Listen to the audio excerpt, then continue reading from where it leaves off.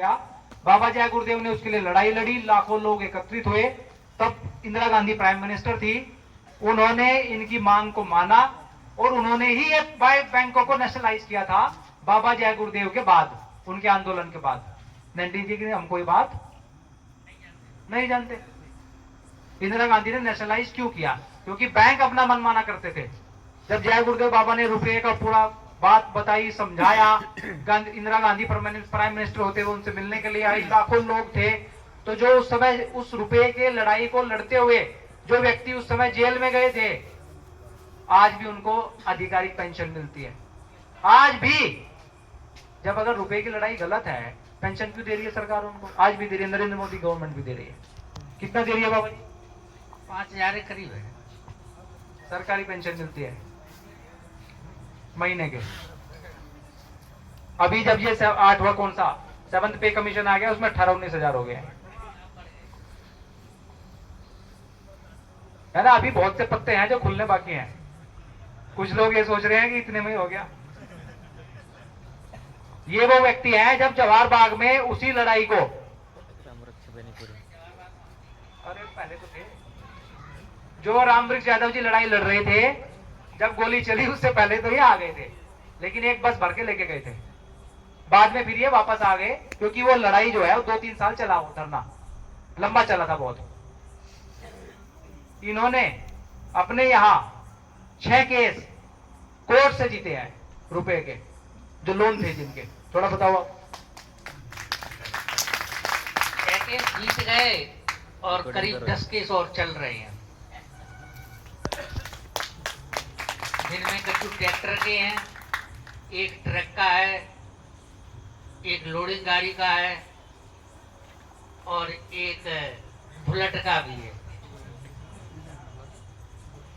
मैंने तो ये ऐलान कर दिया, कोई अगर गाड़ी मोटरसाइकिल बुलेट लेना चाहे तो एक मतलब ऐसा टाइम बना ले, 20 आदमी 50 आदमी 100 आदमी एकदम उठा लो और सबका माफ। परंतु अपने यहाँ का आदमी भोले भाले बेचारे डरते बहुत हैं,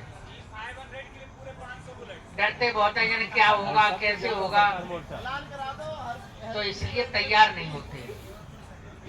बाबा जय गुरुदेव ने जब कहा था कि चांदी का रुपया था धोखा हो गया, उसमें मेरे बच्चों की सुख शांति चली गई, तो मैंने तो नहीं, पर कुछ और मान भाव थे, उन लोगों ने गणित लगाया कि कैसे सुख शांति चली गई, चांदी का रुपया था। तो जब वो लगाते लगाते वो बात निकल के आई कि बड़ा भारी फ्रॉड किया इन लोगों ने।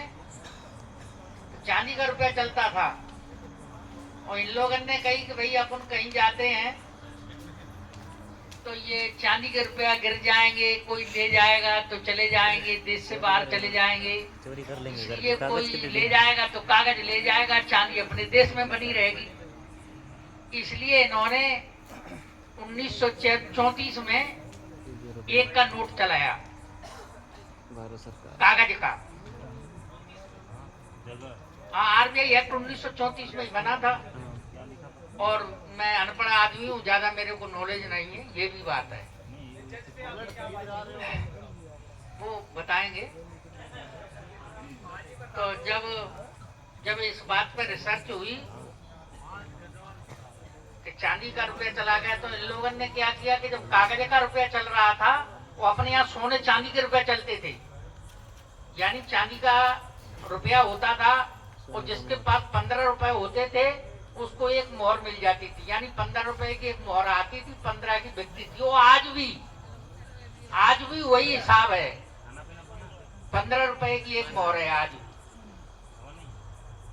तो इन लोगों ने 1 का नोट छापा, तो हमारे भाई लोग क्या करें, पहले अपने दादा बाबा जब किसी हाट में बैल भैंस लेने के लिए जाते थे तो एक बसनी बनवाते थे, कपड़ा रहता था थैली टाइप का,